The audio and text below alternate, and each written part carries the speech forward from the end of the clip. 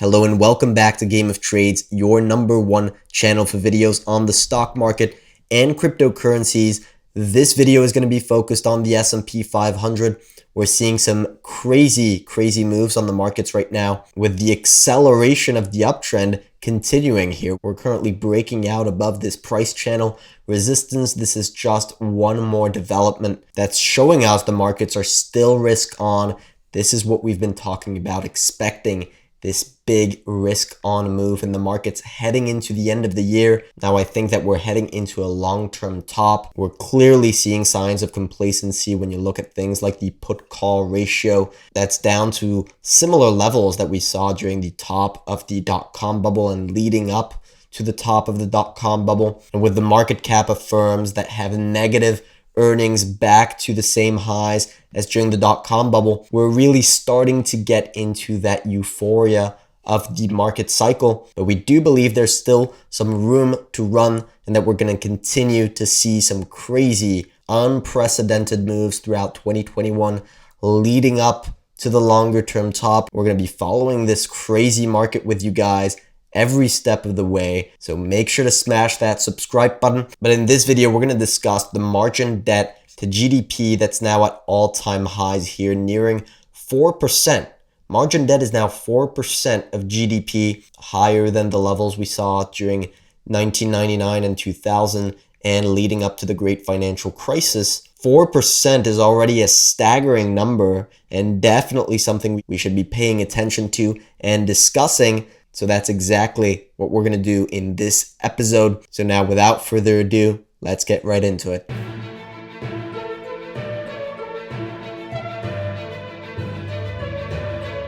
Before we dive deep into what's happening with margin debt to GDP, I want to show you this chart of J&K. This is the high yield bond ETF, junk bonds. We've taken a look at this before. This is a major risk indicator that tells us whether investors are still taking on risk in the markets or whether they're dumping risk. So when J&K performs well, that's when you have a risk on market. And if we zoom out on this chart here, we can see the COVID-19 crisis. J&K underperformed massively throughout this period because the markets were risk off. Now, over the past couple of weeks, you can see what's been happening on J&K. We did have this breakdown, but massive recovery, big impulsive move, and we're about to make another higher high on J&K. That's telling us that investors are still willing to take on a risk, right? A lot of people are talking about a short-term market correction of 10-15%. If that were to occur, I would expect J&K to be going down leading up to that crash, not making these big moves up. But now I want to show you probably one of the most fascinating charts we've covered in quite a while, and that's the chart of J&K divided by TLT. This is the Treasury Bond ETF, so this is where investors seek safety, which essentially gives you a ratio of risk to safety. When this ratio is going up, J&K is outperforming TLT, and so the market is risk on. When this ratio is going down, J&K is underperforming TLT, the markets are risk off. It's as simple as that. So why is this important? We've talked about this before. We've taken a look at TLT to J&K, right? That's just the opposite of this chart. But there's a reason I'm showing you J&K to TLT instead, and we're going to talk about that in just a minute. But first, I want to talk about this trend line here. You might wonder, that's a very odd trend line with absolutely no reactions. Game of Trades must be losing his technical skills, but that's where I'm going to press on the log scale button here. And all of a sudden, everything falls into place. You've got this reaction here in 2007. Major reaction. You've got another perfect tag of that trend line right here in 2011, perfect tag in 2013, perfect tag in 2018. So clearly the markets are using this line of trend resistance to know when to sell their junk bonds and when to step in and buy treasury bonds. So ideally you need to be risk on leading up to that top. And once you get that reaction, you position in risk off assets. Now look at what happened very recently in 2021. We had a major risk on move here with J&K performing well compared to TLT. This was in majority just TLT going down. The beginning of the rally was fueled by a bounce in JNK, and then at the end of the rally, that was TLT that was really beginning to crash. But we didn't hit that line of resistance. So we haven't hit that point of supply where market participants are starting to dump their risk on assets and jump into risk off assets. So we've talked about the bearish case for TLT many times over the past few videos, and we think that the markets are going to stay risk on. So I do expect that JNK is going to hold up pretty well, and that TLT is going to go down, and that's going to trigger another move up in this ratio, which is eventually probably going to top out at around the end of 2021 and beginning of 2022. Now, the most fascinating thing about this chart is that if we zoom out here, and I actually put circles around all of these big reactions, all of these big tops in JNK to TLT, and let's say that we're right and we see another top here in January 2022, let's put up the 10-year yield on this chart, and you'll see that all those tops coincides with big tops and yields, big top and yield, big top and yield, big top and yield, and this is yet another reason why we think that yields have not topped yet, and that we're going to see a big rally in the 10-year yield that's going to be topping towards the end of 2021 or beginning of 2022. And that's when we're going to be reducing our exposure to equities, reducing our exposure to cryptocurrencies, especially Bitcoin, that's a very risk-on asset, and increasing our cash exposure, increasing our bond exposure. Because if you know anything about the markets, you'll know that yields top first, and then the equity markets top right after that. And so if you know that you're going to get a top in yields, don't want to be in equities, you want to be in bonds. So if you're expecting a big move down in the markets somewhere in the next few months or in the next couple of years like we are, this is the chart to look at. Watch it very carefully. Now, if we get a breakdown under this line here, maybe we're wrong. Maybe this was the peak in JNK to TLT. Maybe we already did see the peak in yields, and now the markets are going to crash. But watch this begin to curl up and tag that trend line perfectly. Markets are efficient and they respect resistance and support levels. Do not forget to smash the like button on this video. It helps our videos out so much.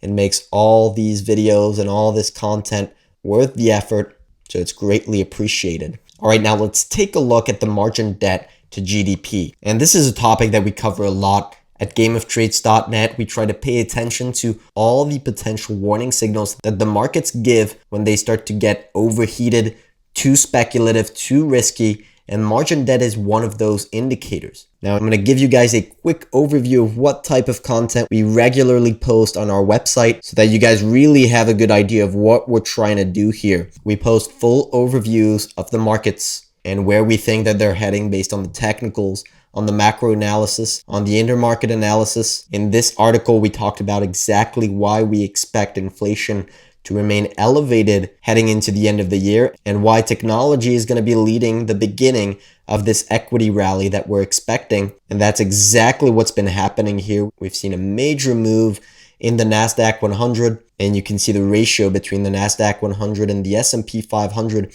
has broken out here following these two nice wedge patterns, created this type of consolidation pattern, and technology has been leading right here. So we try to give you guys a general sense of direction in the markets and talk about outperforming sectors, because that's how you beat the markets.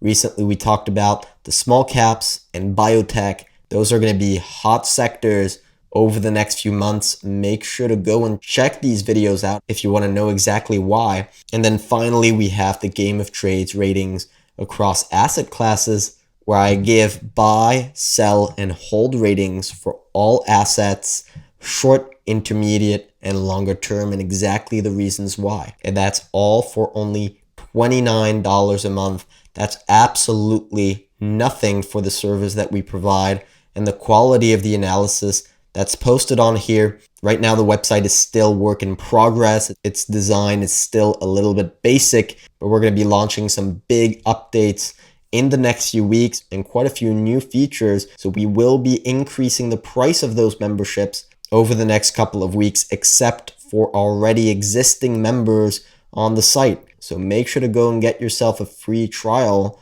while the prices are still this low. You can do that by clicking on the link in the description below. So now back to the topic of the video, which is margin debt to GDP. We currently have margin debt that's at around 4% of the total US GDP. That's higher than the levels in 1999 and 2007. And according to Google, back in 1999, margin debt was as high as 6 to 8% of GDP. So we're not quite there yet, but 4% is still a very impressive number. So what does this all mean? And I'm going to show you a few charts around margin debt that will hopefully give you guys a broader perspective of what's actually happening here. The first one is the margin debt as a yearly percentage change. It's another pretty scary chart. It's showing you that we've had a big rise in margin debt here in 2020 and 2021. As a yearly percentage change, it's similar to the types of parabolic moves that we saw in 1999 and 2007. But if we compare that as a percentage of the total S&P 500 market cap, and that's, I think, very important to do, you can see it doesn't look that bad. We actually saw a massive decrease in margin debt from 2017 to 2019, and that yearly percentage bounce was actually just a small bounce relative to the S&P 500 market cap. And you can see in 1999 and 2007, we saw big parabolic moves up in the margin debt relative to the market cap. So yes, seeing margin debt to GDP at 4% is definitely a concern, right? This is leverage. Margin debt is leverage. And we all know that leverage works both ways. This is a big part of what's been contributing to these big moves up in the S&P 500 throughout 2020 and 2021. Part of that has been due to the rise in margin debt. Its investors are re-leveraging up their positions after a consolidation, after a period where risk-taking was relatively low. But eventually that leverage does come out of the markets and causes the same move in the opposite direction. So, that's the perma-bear argument, but we don't use margin debt in that way. What we try to do with margin debt and all this data and all this information is to spot speculative behaviors, speculative bubbles. And if we're just using margin debt to spot that and forgetting that this is an all-time high, you can clearly see we're not seeing the same parabolic moves here. This was a parabolic move in margin debt, parabolic move in margin debt. This is not so much. This is just a big bounce. So we're going to have to see how this develops. Now, I'm absolutely not ruling out the possibility of seeing another parabolic move up heading into the end of the year, especially considering the fact that we continue to expect a very strong equity market. So in conclusion, this is a big deal. We're clearly heading into a speculative environment, heading into a longer term top. We haven't yet seen the same euphoria that we saw back in 1999 and 2007. And most of the indicators that we're looking at are telling us that the markets are still risk on, that they still have room to run, and there's likely a lot of profit to be made over the next few months. So I hope you guys enjoyed this video. If you did, make sure to smash that like button as hard as you can. Now, in the meantime, I wish you good luck on your trading and see you next time.